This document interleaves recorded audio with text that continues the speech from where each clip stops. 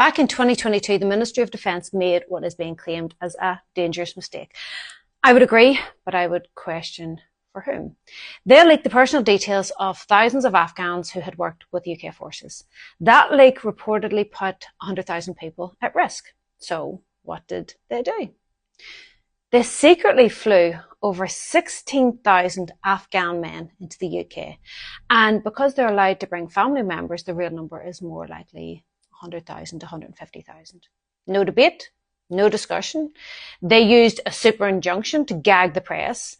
Even Parliament wasn't told what was happening.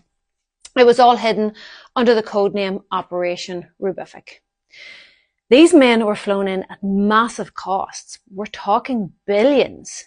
And yet many of them come from a demographic with a statistically higher rate of serious crimes, particularly sexual offences.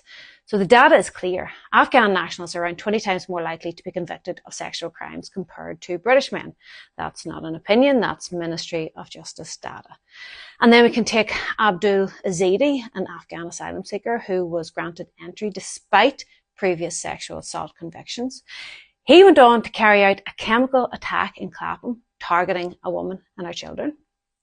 Other Afghan men have been involved in child sexual exploitation, blackmail, gang crimes. And that's right here. And we're told these men are all heroes, that we owe them safety. But who's keeping us safe?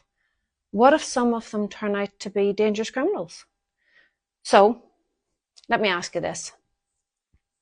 When did we decide that protecting the reputation of government's mistakes is more important than protecting our women and children? They knew the risks and they hid them from you. But don't you dare say anything. Oh no, no, no, no. If you say anything, you need to go to a workshop and learn how you should behave.